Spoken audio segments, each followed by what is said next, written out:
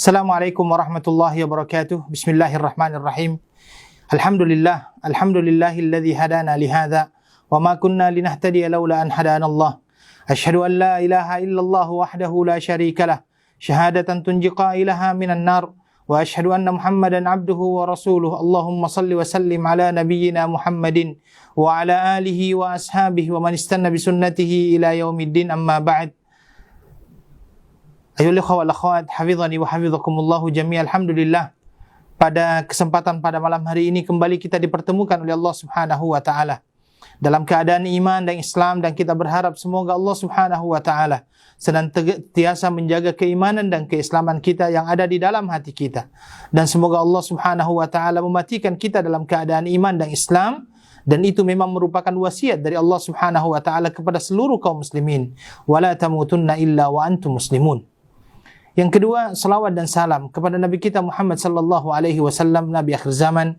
Harapan kita adalah semoga Allah Subhanahu wa taala memudahkan kita dalam mengikuti sunnah-sunnah Rasulullah sallallahu alaihi wasallam, yang mana kembali saya nyatakan bahwa sesungguhnya kejayaan kita di muka bumi ini terletak bagaimana kita mengikuti Al-Quran dan sunnah Rasulullah sallallahu alaihi wasallam. Tanpa mengikuti keduanya, kita adalah bagaikan orang-orang yang hilang petunjuk dan arah dalam sebuah perjalanan yang panjang. Hadirin dan hadirat yang semoga dimuliakan oleh Allah Subhanahu wa taala, kembali pada kesempatan kali ini kembali kita akan melanjutkan pembahasan kita dalam kitab Bulughul Maram, yang mana kita mengkaji syarahnya, yaitu Tawdihul Ahkam min Bulughil Maram. Ayyuhal ikhwah wal akhwat, pada malam hari ini kita sudah masuk kepada bab yang baru.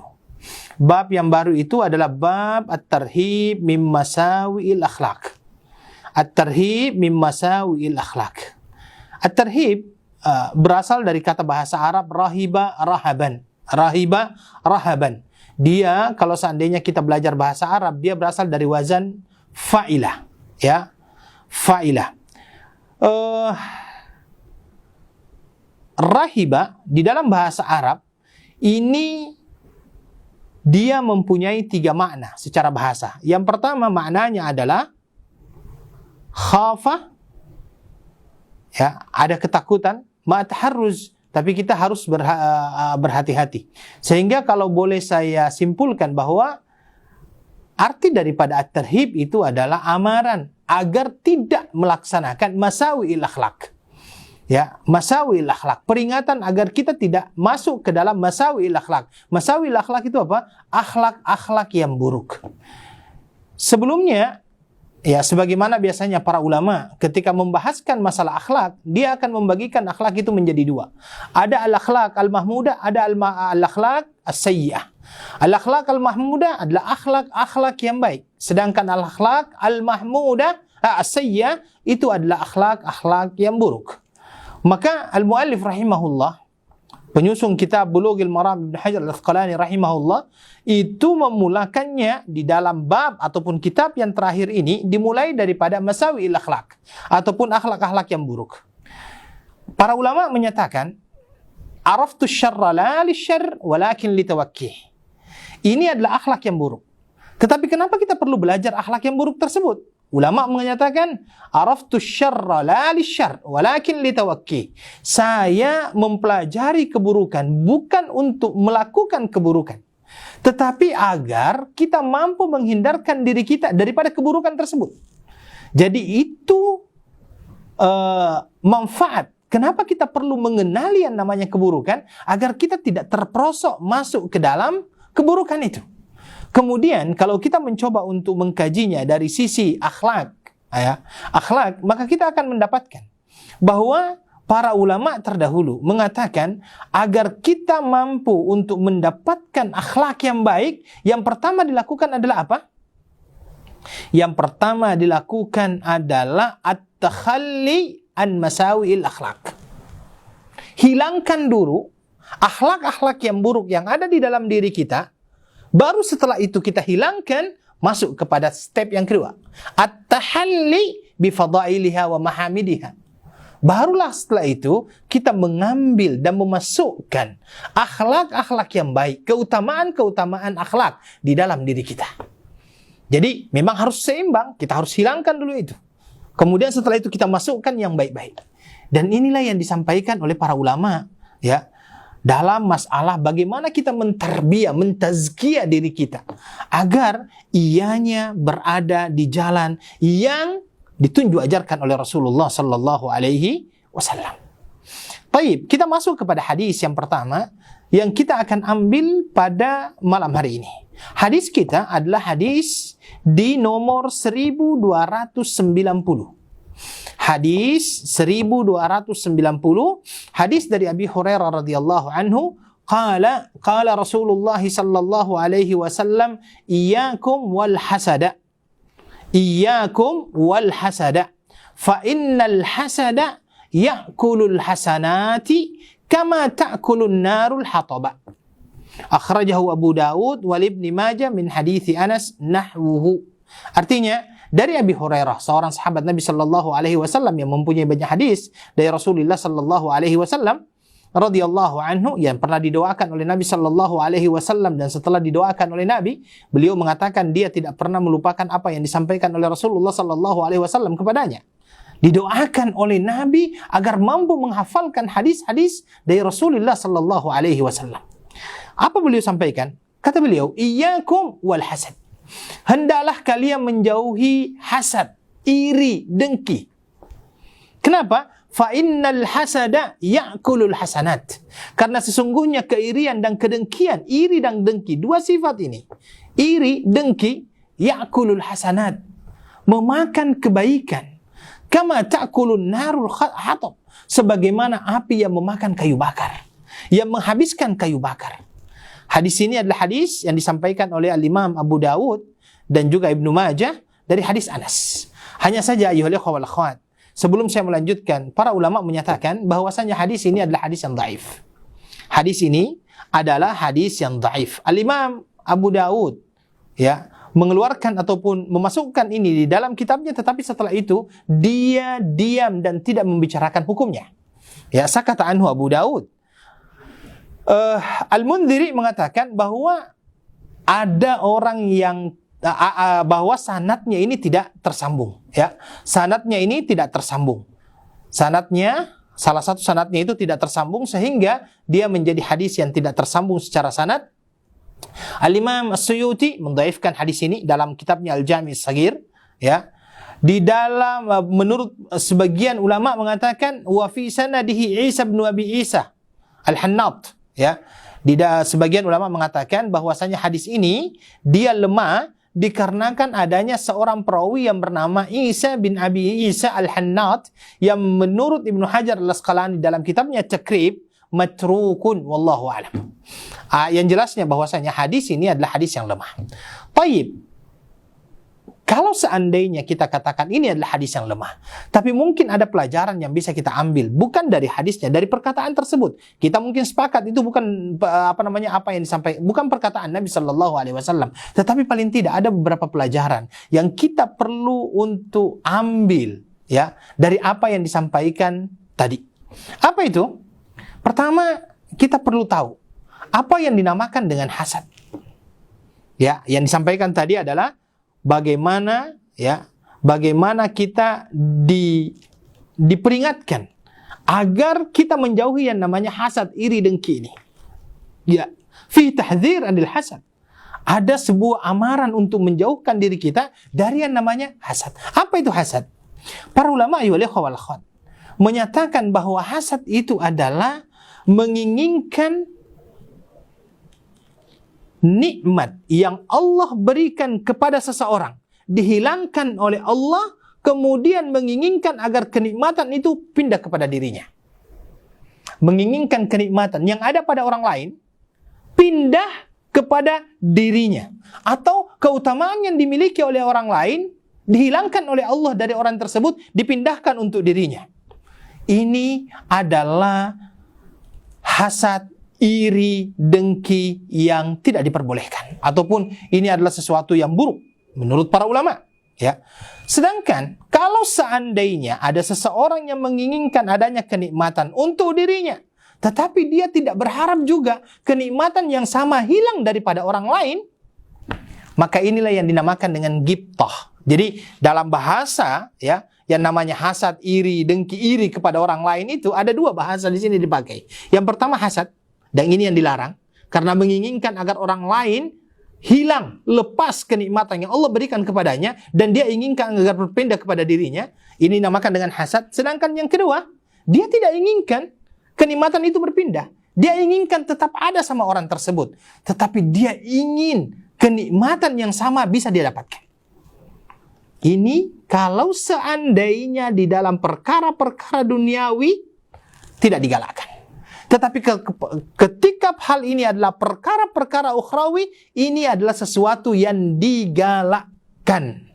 Kenapa hal ini digalakkan? Karena Nabi Shallallahu Alaihi Wasallam sendiri menyatakan bahwa di dalam urusan duniawi jangan melihat kepada orang yang ada di atas kalian.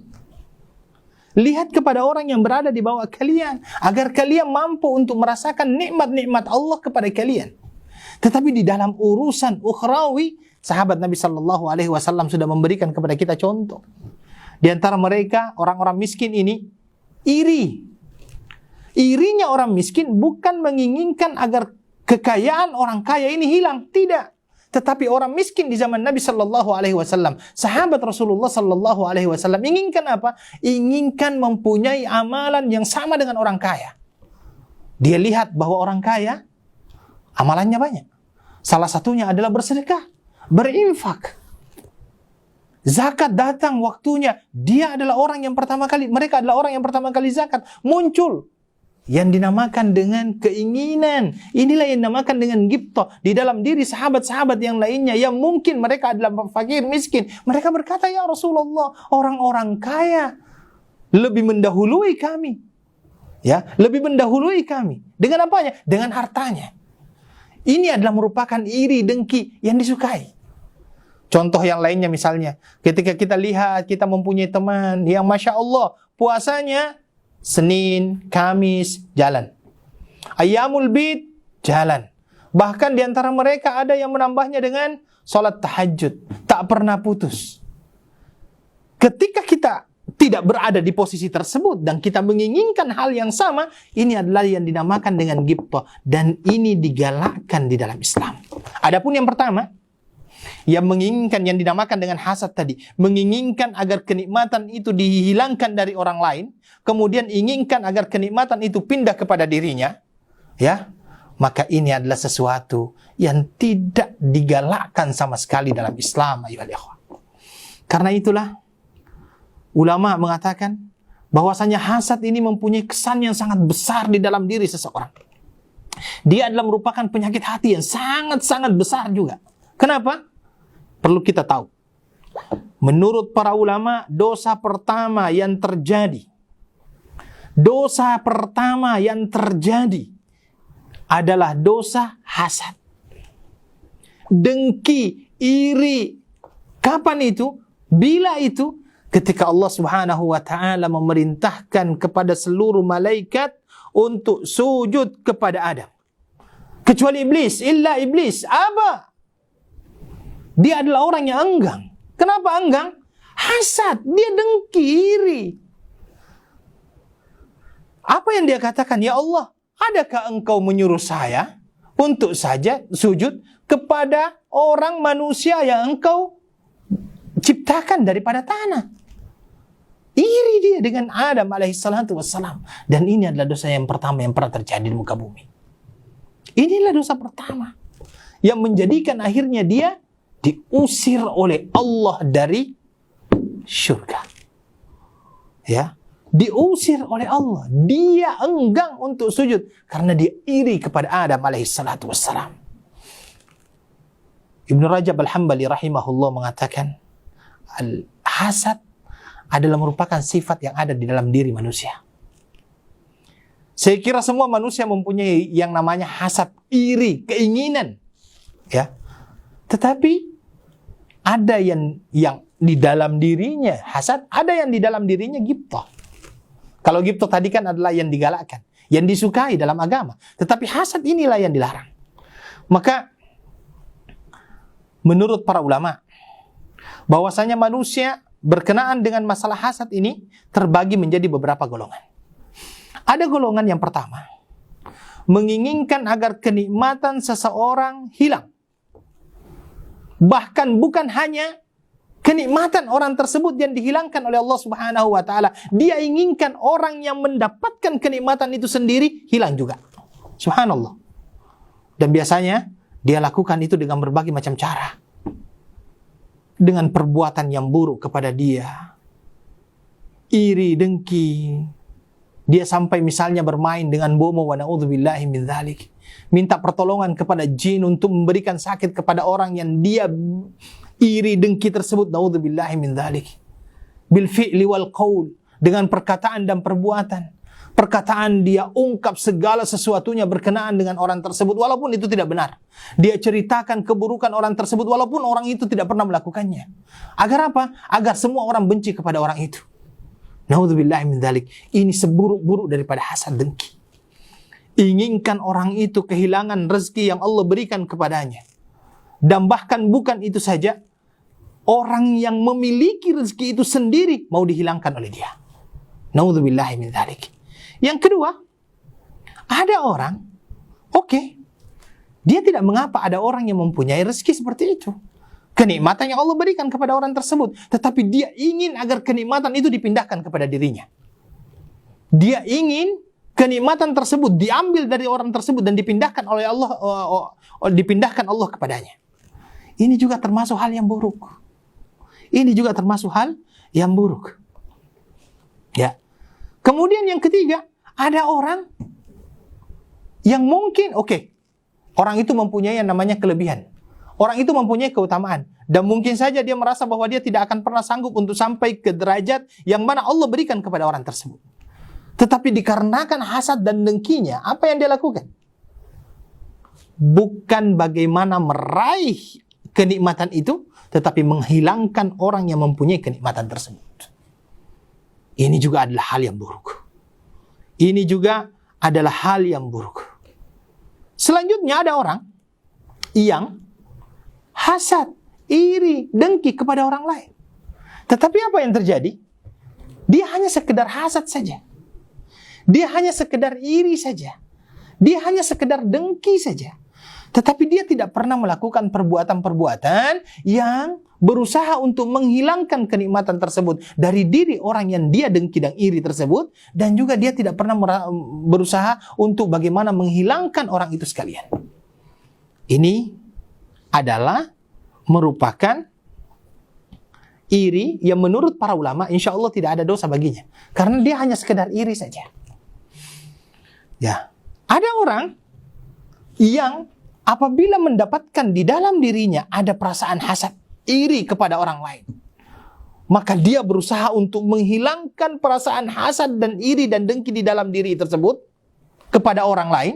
Dengan apa? Berbuat baik kepada orang tersebut. Memujinya. Kalau seandainya itu muncul dikarenakan takaburnya ataupun dikarenakan kesombongannya, maka dia mencoba untuk menundukkan dirinya, tawadhu di hadapan orang yang dia iri tersebut. Maka ayyuhal ikhwah wal akhwat, yang namanya iri, dengki ini adalah hal yang sangat-sangat besar dosanya dan pengaruhnya. Makanya dikatakan ta'kulul hasanat, ya'kulul hasanat, memakan yang namanya kebaikan-kebaikan. Karena dia seolah-olah menutup pintu kebaikan di hadapan orang yang mau berbuat baik. Dikarenakan hasad tersebut. Dan terkadang mata kita ini senantiasa lapar. Maksud saya begini. Terkadang ketika kita lihat ada orang yang baru saja beli kereta, dia yang sakit. Dia lihat tetangganya, jirannya beli televisi yang baru, dia yang sakit. Subhanallah. Ini hal yang tidak sama sekali digalakkan. Dan ini adalah merupakan hal yang buruk dalam diri manusia. Karena itu, Al-Imam Al-Ghazali mengatakan apa? Ya, Al-Imam Al-Ghazali mengatakan apa? Bahwasanya hasad minal amradil azimati lil qulub. Hasad, iri, dengki merupakan penyakit-penyakit hati yang sangat besar. Wala dawa'a li amradil qulub. Dengarkan. Wala dawa'a li amradil qulub illa bil ilmi wal amal.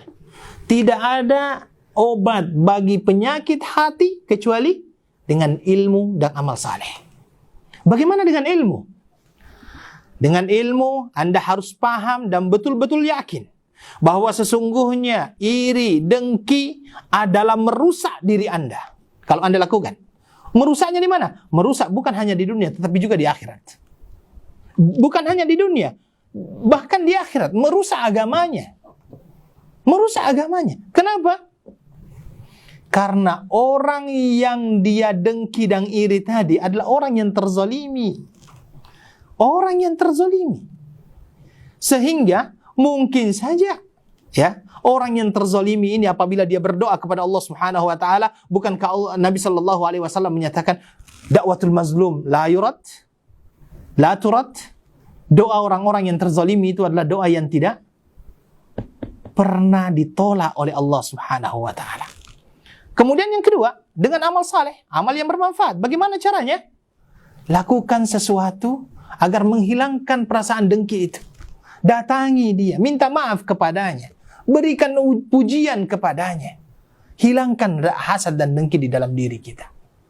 Mudah-mudahan sebelum kita memasuki bulan suci Ramadan ini, perasaan hasad dan dengki kepada siapapun, kepada saudara kita, teman kita, ikhwan kita, kita hilangkan.